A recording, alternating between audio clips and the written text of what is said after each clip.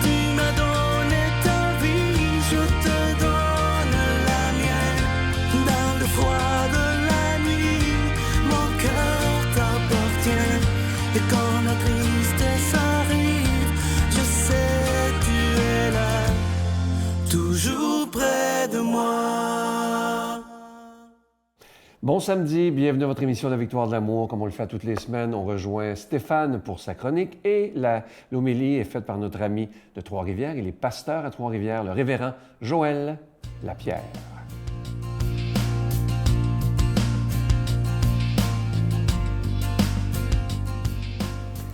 Bonjour à toi, bon samedi. Bienvenue à cette chronique sur les chemins du cœur. Tu sais, j'aime beaucoup à penser que Jésus ne fait pas de reproches.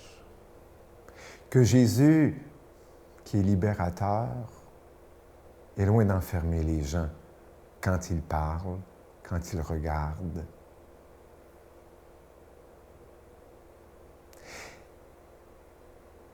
Et ça nous indique quelque chose. Ça nous donne une clé de lecture ou d'écoute de la parole quand on lit les passages qui concernent ses dires aux pharisiens. Parfois, on serait porté à lire ces textes en pensant que Jésus accuse les pharisiens, enferme les pharisiens, reproche aux pharisiens.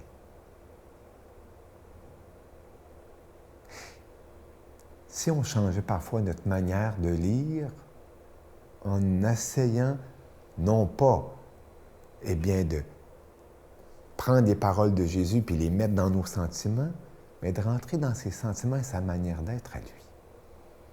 En tout cas, c'est ce que j'essaie de faire avec un mot dont il est dit que Jésus a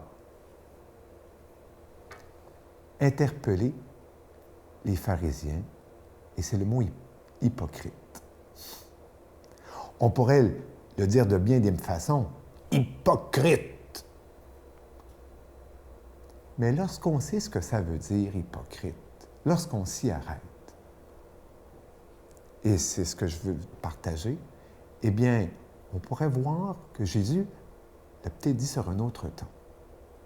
Tu sais qu'hypocrite, ça vient d'un mot grec qui veut dire celui qui joue la comédie. Celui qui embarque dans un rôle. Celui qui, dans le théâtre grec, prend un masque qu'on appelle persona et qui joue.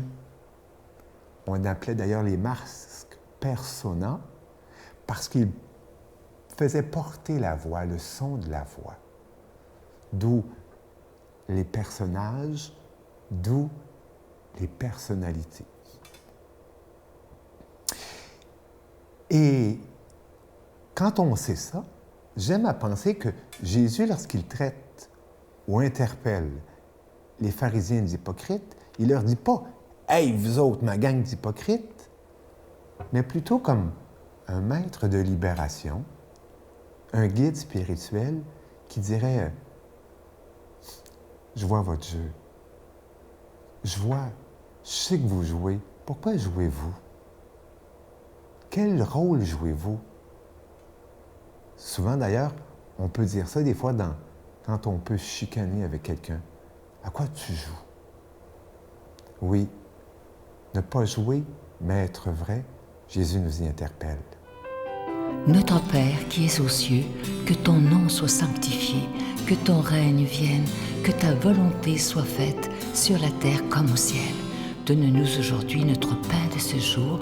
Pardonne-nous nos offenses comme nous pardonnons à ceux qui nous ont offensés. Ne nous laisse pas entrer en tentation, mais délivre-nous du mal, car c'est à toi qu'appartient le règne, la puissance et la gloire pour les siècles des siècles. Amen. L'heure n'est-elle pas venue pour les chrétiens de se réapproprier l'Évangile et de faire rayonner la présence du Christ dans le monde? Pour une révolution spirituelle du Père Michel Marie, les 13 commandements de l'urgence évangélique, disponibles dans toutes les bonnes librairies du Québec aux éditions Artege. Je continuerai à croire, même si tout le monde perd espoir. Je continuerai à aimer, même si les autres parlent de haine. Je continuerai à construire, même si les autres détruisent.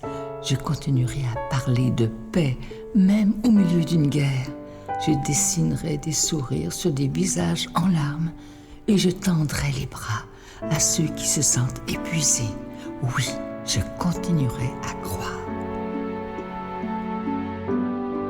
Si vous saviez comment je suis content de vous présenter ce magnifique Ange de Noël, vous savez que c'est la collection 2020. Je sais que beaucoup d'entre vous les collectionnez, mais je pense que cette année, on est dans le plus beau. Regardez-le, il est absolument magnifique. Il est argenté, orné de petits zircons et cet Ange de Noël, il est déjà béni. Je vous rappelle que vous le recevrez avec un don de 25 $ et si vous en voulez deux, avec un don de 40 $. Je vous rappelle aussi que mon livre sur les anges messagers de Dieu est toujours disponible. Et vous savez, c'est la période des cadeaux de Noël qui s'en vient et avec la pandémie qu'on vit, pourquoi ne pas donner des cadeaux qui signifient quelque chose au niveau spirituel? Parce qu'on en a de plus en plus besoin. Alors peut-être moins de bébelles, mais plus de choses spirituelles qui vont faire du bien aux gens autour de vous. Je vous donne l'adresse. La Victoire de l'Amour, case postale 120, succursale Boucherville à Boucherville, le J4B 5E6, je vous la redonne. La Victoire de l'Amour, case postale 120, succursale Boucherville à Boucherville, le J4B 5E6. Également par téléphone, par carte de crédit du lundi au vendredi de 8h30 à 16h30 dans le 514-523-4433, 523-4433 ou sans frais le 1-888-811-9291, 1-888-811-9291 et aussi sur notre site Internet, le www.lavictoiredelamour.org. Alors, je vous rappelle cet ange de Noël en épinglette orné de zircon. Et je vous rappelle aussi que le livre des anges messagers de Dieu est toujours disponible. Alors, si vous voulez des deux, c'est avec un don de seulement 40 $. Merci de tout cœur cette année de faire des cadeaux qui ont du sens et un sens spirituel avec la pandémie qu'on vit présentement. Merci de votre grande générosité.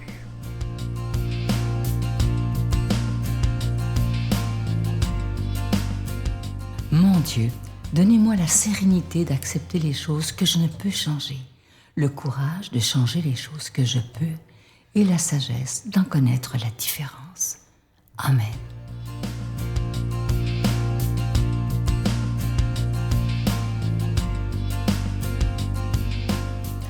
Bonjour, chers auditeurs, que le Seigneur vous bénisse en ce jour qui nous accorde de grâce.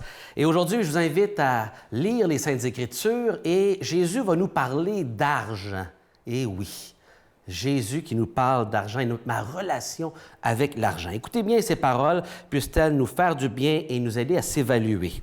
Jésus disait à ses disciples, on est dans Luc chapitre 16, « Faites-vous des amis avec l'argent trompeur, afin que le jour où il n'y en aura plus, ces amis vous accueillent dans les demeures éternelles. » Donc, c'est particulier, le terme « argent trompeur » est utilisé ici, c'est négatif, mais de l'utiliser sagement dans nos relations pour pouvoir en tirer quelque chose qui est utile pour l'éternité. Donc, quelque chose de temporaire, mais quelque chose pour le atemporel. Celui qui est digne de confiance ou qui est fidèle dans une toute petite affaire est digne de confiance aussi dans une grande. Alors, c'est le premier principe, c'est vraiment important d'être fidèle dans les petites choses avant les grandes choses. Celui qui est trompeur dans une petite affaire est trompeur aussi dans une grande. Si vous n'avez pas été digne de confiance avec l'argent trompeur, qui vous confiera le bien véritable? Donc, le bien qui continue, qui est atemporel, qui ne trompe pas temporairement. Et si vous avez été digne de confiance pour les biens étrangers, les biens des autres, en réalité, le vôtre, qui vous le donnera? C'est qui le propriétaire de tout? Deuxième principe, au verset 13, dit « Aucun domestique ne peut servir 2 maîtres, ou bien il détestera le premier et aimera le second, ou bien il s'attachera au premier et méprisera le second. » Un principe qu'on retrouve dans le Sermon sur la montagne au chapitre 6 de Matthieu. Vous ne pouvez pas servir à la fois Dieu et l'argent. Il y en a un qui va être négligé inévitablement.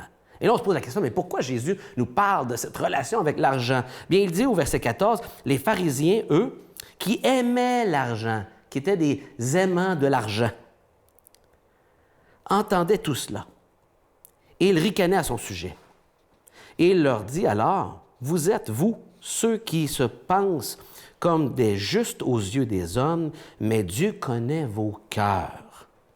Car ce qui est prestigieux chez les hommes est une chose abominable aux yeux de Dieu. » Que le Seigneur nous bénisse et nous donne sa sagesse dans cette lecture des Écritures.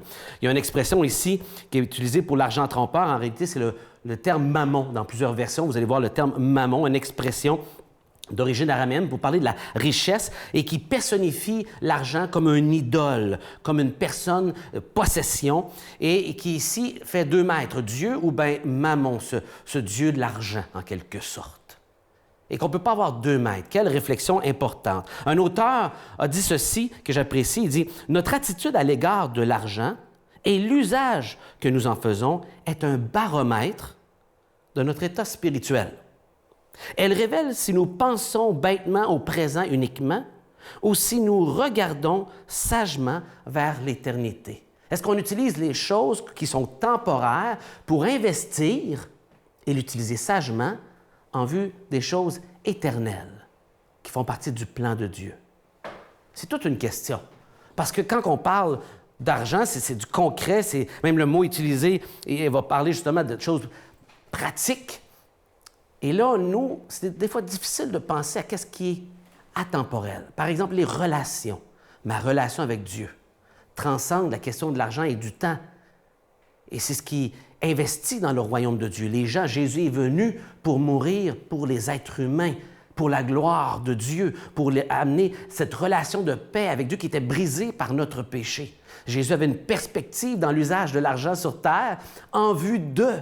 Il n'y était pas attaché, mais il a su l'utiliser sagement. Et même un jour en susciter dans la bouche d'un poisson pour passer un point, pour montrer qu'il possède tout. Mais ici, l'enjeu, c'est la fidélité. Tout au long, dans les premiers versets qu'on a lus, le mot fidélité est revenu 5 fois.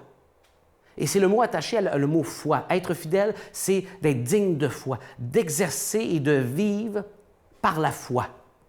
Et c'est ce qui nous aide à être détaché de l'argent et de pouvoir l'utiliser pour Dieu. Il faut encore avoir la foi. Et la foi en quoi? La foi en Jésus, la foi en Dieu comme Créateur, la foi en ce Créateur à qui on doit rendre des comptes et que celui peut nous aider à gérer ces biens temporaires qui peuvent nous omnibuler si facilement et nous embarquer à devenir un maître dans notre vie. Et que lui peut prendre la seconde place. On ne peut pas avoir deux maîtres. Quel maître avez-vous aujourd'hui?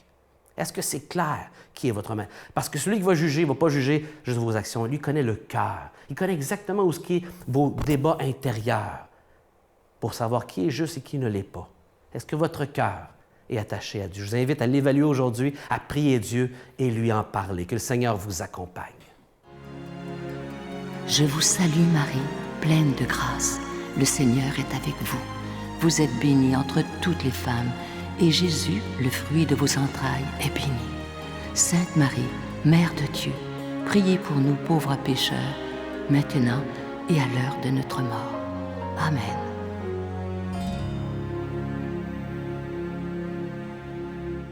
Je vous invite vraiment à ne pas manquer l'émission de demain. Nous rendons hommage à un grand homme, Jean-Marc Chaput, quelqu'un que j'ai tellement, mais tellement aimé, avec son épouse Céline et sa fille Geneviève. Vous savez que perdre l'être cher après 70 ans que vous le connaissez, ça doit être épouvantable et c'est ce que Céline vit présentement.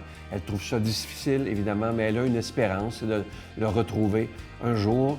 Et il y a Joanne Buteau qui va nous faire la chanson qui était la chanson préférée de Jean-Marc, « Prendre un enfant par la main ». Je vous souhaite une belle journée et surtout, ne manquez pas ça parce que Jean-Marc a fait du bien à des milliers de personnes. À demain, bye. Mais il faut que tu l'aimes, la vie. Il faut que tu meurs dans la vie. Comme chantait Michel tout à l'heure, mort dans vie, sacrifice, embarque.